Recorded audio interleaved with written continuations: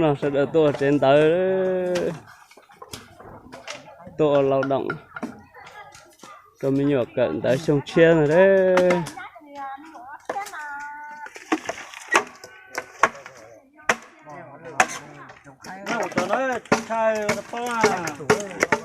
Nó sẽ đỡ một lần này đấy nè. Rồi sẽ sắp rồi đó không này. Ở trong cái nhỏ tới này đấy.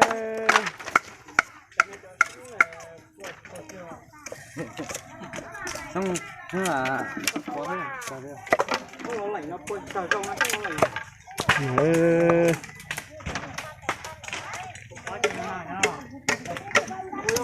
Cái số chất.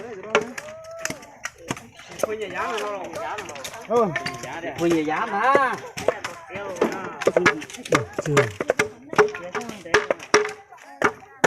Sẹp.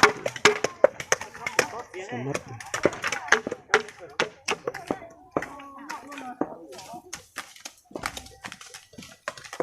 Do có lao động là rẻ cơ.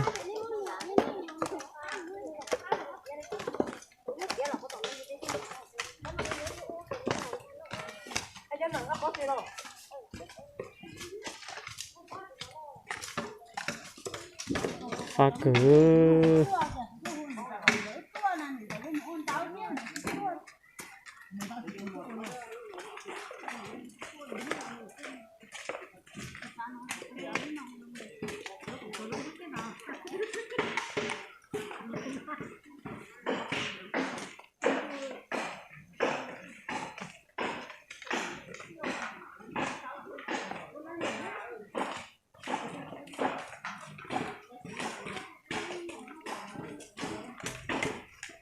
Có bực cần tớ. Có bực cần tớ.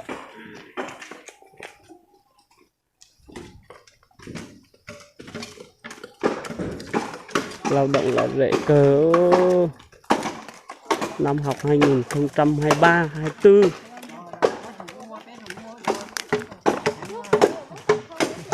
Ô, cứ cười ô.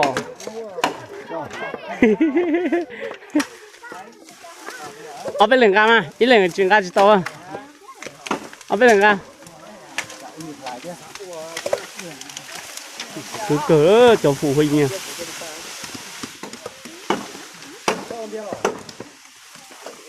Một năm có một lần thôi.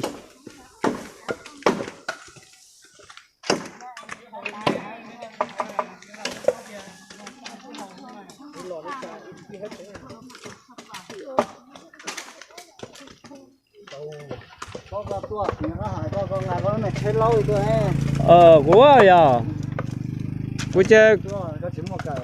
của chơi cứ giá này xong rồi cũng mua thì chỉ mua ớt tụi mình nhiều mê thế có liền bằng gà nuôi của tôi có con gà mà lâu có lúc trẻ bây giờ lâu rồi nó từ sáng tụ cho có cái cảnh đó bây giờ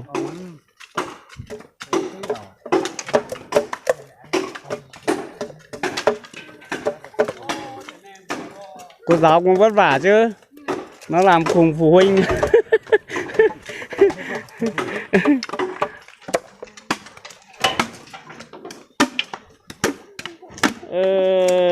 Là để cờ đó sẽ đậu chống cờ đó chuẩn bị làm lao động cho con cháu năm học 2023-24 nhá. Khá vui lắm, bà con anh em phụ huynh học sinh. Đây là cái điểm trường bản thẩm xét nhưng mà xóa mất cái chữ T kia, xóa mất cái chữ T là thẩm xé nhưng mà không để ý là thẩm xé nhé, chính xác là thẩm xét.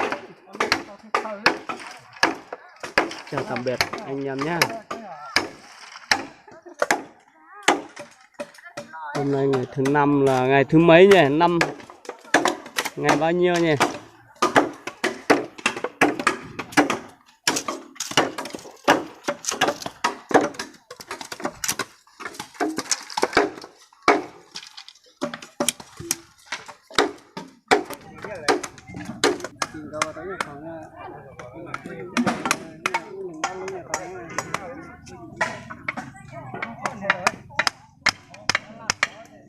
sạp rồi đây